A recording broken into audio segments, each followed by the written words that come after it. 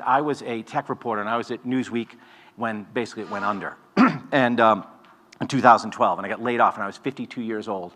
And I looked around, and it wasn't just that my company was going out of business, my business was going out of business.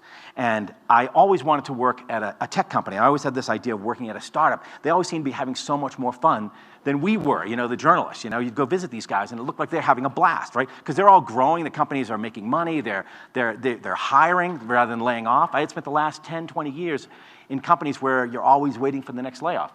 So I went to work at a place called HubSpot, which makes marketing software.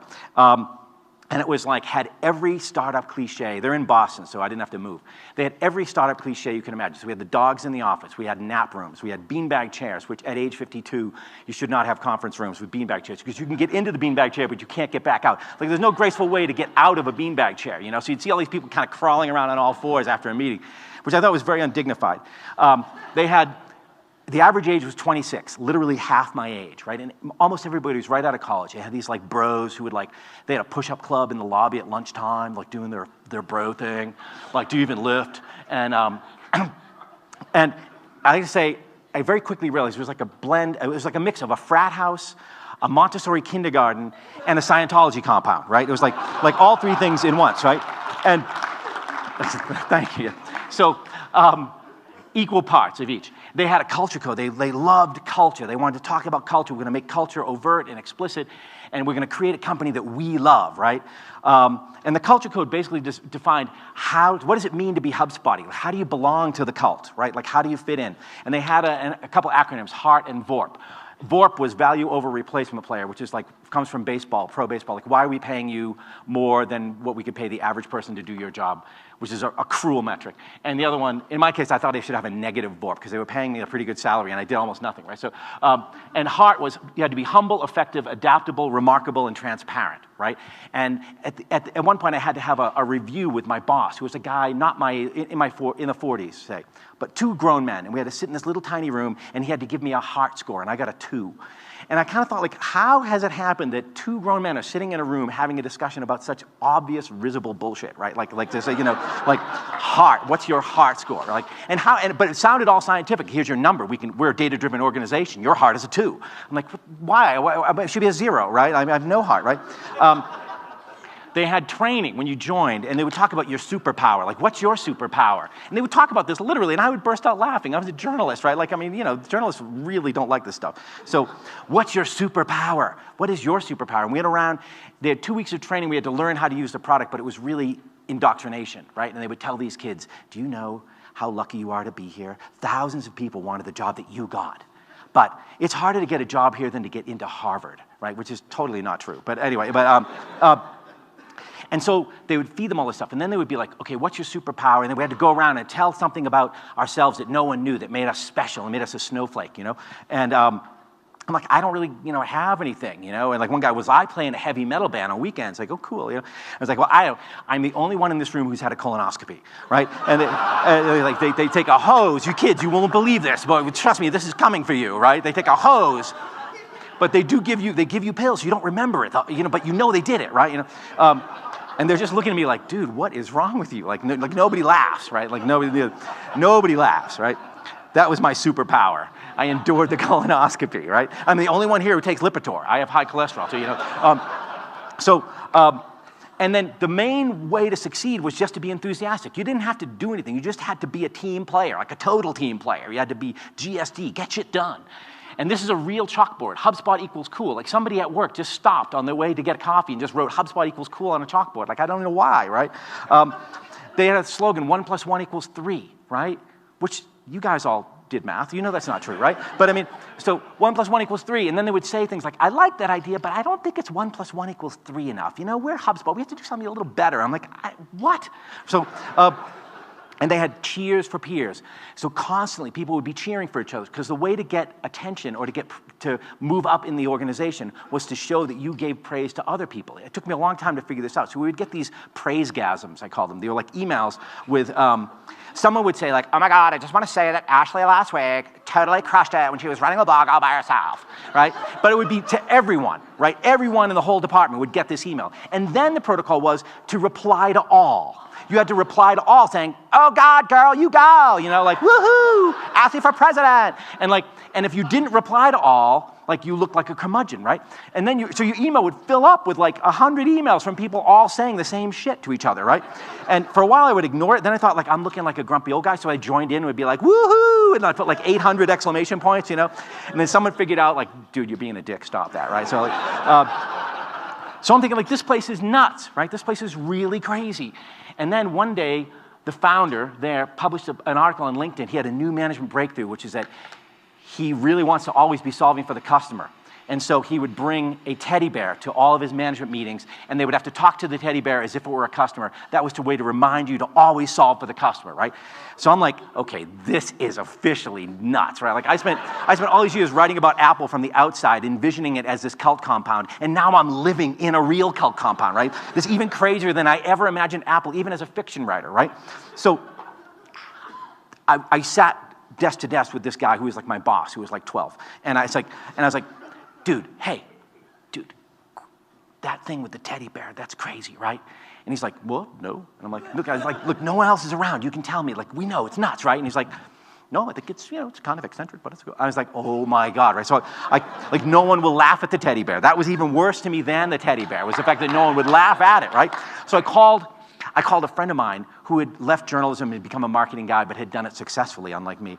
And I said to him, I told him about the teddy bear, I showed him the article, I was like, is this normal? Like, man, is this what it's like in the corporate world? I didn't know, you know? And he's like, no, dude, this is Jonestown. Like, get out now.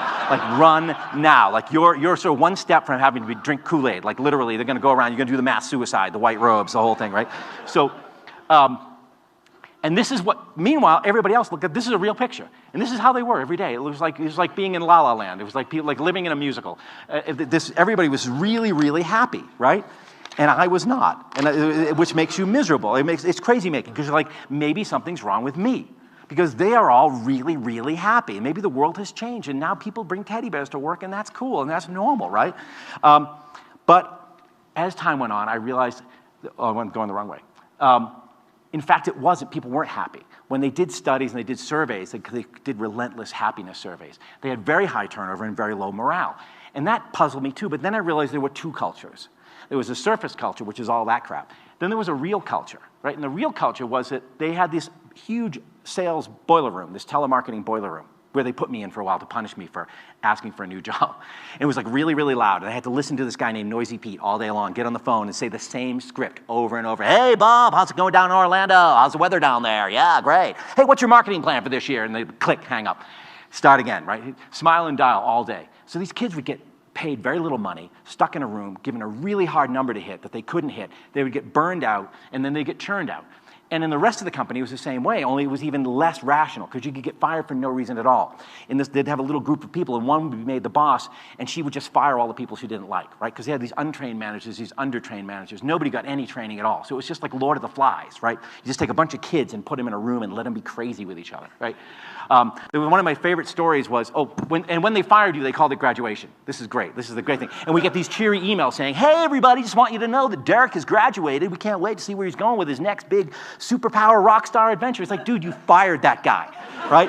And you'd look over and be like, wait a minute, Derek's gone? Like, and then you look and his desk is empty. Everything's, there's like Spinal Tap drummers. Just poof, they go up in a pile of snow, right?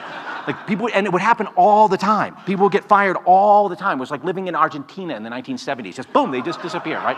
So, and then I realized they don't even think this is a problem. They think this is great. The high turnover thing was actually like, they would say, you know, they would explain it by saying, well, you know, we're rock stars, and we can only play with other rock stars. So, you know, if you weren't a rock star, you got graduated, right? And this wasn't even unique to them. It came from Netflix. This is from the culture code, but this came from Netflix. We're a team, not a family, right? This idea that, you know, we need to have A players in every position, but it's telemarketing, right? It's customer support. It's not, you know, anyway, it's more like, it's just a way to use a vendetta on people, right? The other thing I started looking around and realizing is they had this huge emphasis on culture fit, which I think has become this terrible euphemism, this really bad euphemism, which really means racism and lack of diversity. And it's a way of sort of turning a negative into a positive. So look around, there's no one over 30, like hardly, except for me and one other guy who wanted to become my friend, and we used to go for lunch together when they had to break up because people would see us paired up, like the two old guys, right? We had to have a man break up. So, but there were no people of color, like no black people. The first time we had a whole company meeting, I looked, it was 700 people in a room, and it's like all just white kids in their 20s, and like not even a very diverse group of white people. Like Klan rallies have a wider swath of the Caucasian population than we had. We had like one kind of white person. It looked like the kids you see on Cape Cod in the summer. Like Cape Cod just barfed up the whole population, launched them into Cambridge, and they all landed in one building, right? So I started realizing there were really serious problems about this. Like the industry in a way had gone wrong in ways I didn't understand. Reid Hoffman at LinkedIn actually brags about this. So don't think of your job as a career. You're not coming here to work for a long time. You're not going to do what Linus Torvalds does and write an OS for 25 years. No, you're going to work here for a year and a half, and then we're going to graduate you, and you're going to go do something else, right? At Amazon, so I left to write this book, and they hacked my computers and tried to find out what I was writing, and then the FBI got involved. There's a great, great other story that's in the end of the book. But Amazon, you know, you walk out of a conference and grown people are sitting there crying at their desks, right? And I start thinking, like, I've stumbled into a much bigger story than I realized. And people start writing me. People read my book and start writing me, telling me these horror stories of things like what I experienced at HubSpot wasn't really all that unusual. In fact, it's becoming the norm, right? Jeffrey Pfeffer, who's a professor at Stanford, wrote an essay when my book came out, Why Modern Work Culture Makes People So Miserable, right? Saying it's a return to the work arrangements of 140 years ago, not a new managerial innovation. It's worth, if you're in the gig economy, God forbid you lose your job and now you have to become an Uber driver because they won't even pay you as an employee, right? They may force you to be a contractor. And VCs won't invest in your company if it's a gig economy company if you want to make your employees actual employees, right? Which kind of kills me because Uber has apparently $10 billion in cash sitting in the bank that VCs have given it, but they won't pay their drivers as employees. They won't give them benefits, right? When the drivers sued, Uber spent $100 million to settle the suit to make it go away, which tells you how badly they don't want to make people employees, right? Amazon has people living in tents in Scotland because they can't afford to live near where they work, and Jeff Bezos charges them £10 a day, £10 a day to ride a bus. Jeff Bezos is worth $70 billion, but he makes his employees pay £10 a day to ride a bus to work, so instead they sleep in tents, right? So what's happened is we've created this class of people called the precariat, right, who either get in a job but then bounce every 18 months or can't get a job at all, right? Antidepressant usage is up 400%, suicide rates highest in 30 years, right? So we're making work fun, like on the surface at HubSpot. It was fun, right? We're giving people this, right? But it's making people miserable, right? Which is this weird kind of conundrum, right? And I think the reason is we're taking away all these basic things: save for retirement, work-life balance, a fair share of the equity.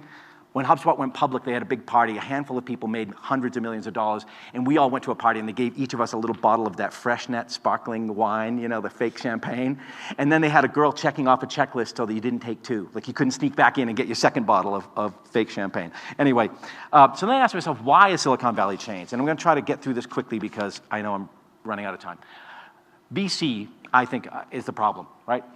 From 1995 to 2015, the venture capital industry, twice the number of funds, twice the number of firms, 4 times the number of active investors, and 4 times as much capital under management. If you go back prior to 95, I haven't been able to do this analysis yet, I think it's way, way more dramatic, right? But this is basically the beginning of the dot-com explosion, right? Netscape's IPO. VC, cumulative capital, $66 billion to $627 billion in 2015. Total VC investments, $8 billion to $60 billion. So you just have a huge amount of money rushing into this space, right, in search of a return. And the motto of this new economy is grow fast, lose money, go public, cash out, right? Right? So, you know, all the focus is on customer acquisition, revenue acquisition, buying top-line growth, lose as much money as you want, right? I did an analysis recently from my Fortune column. 60 tech IPOs since 2011 that are still independent. A lot of them have gone public and got taken out or acquired, right? Only 10 have ever made a profit, right? If you look at how much money Twitter alone has lost, it's like $2.5 billion since it went public, right? Crazy. But meanwhile, every one of these has created, you know, centimillionaires and billionaires. So these people are foisting these really risky, money-losing companies into the public markets, skating away with their money, and then leaving, you know, the day of reckoning will come, right?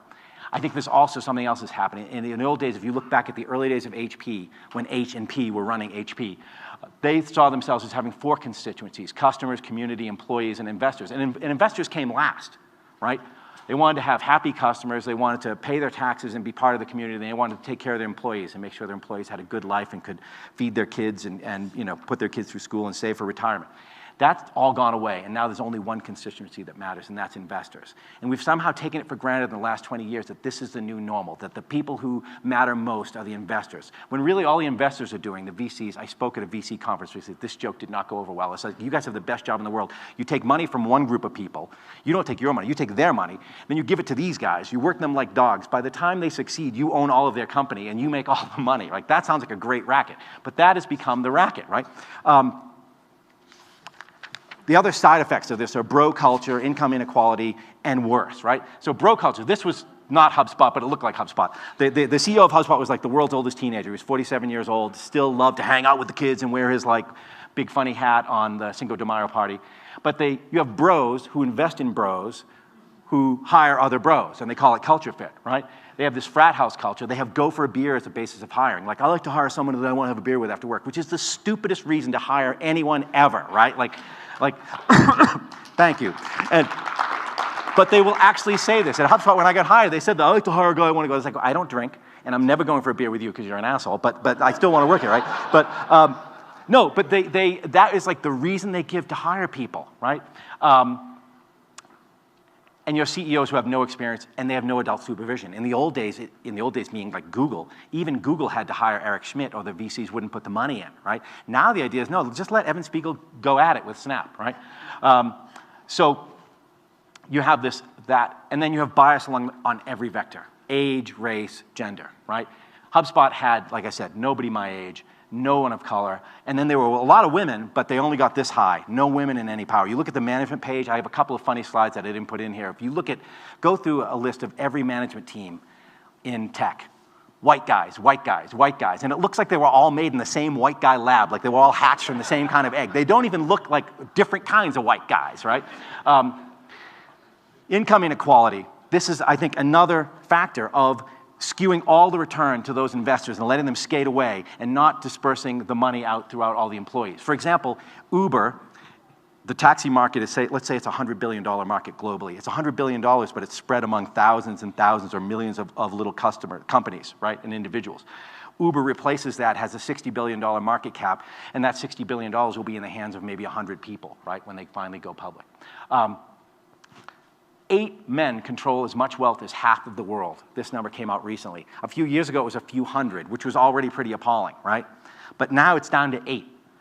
The other thing to notice, I think, since we're at an open source conference, is that 2 of these guys are made their money in the old world of closed source software, which was probably the greatest racket ever invented on planet Earth, right? But most of them are techies, even Bloomberg, if you count him, right?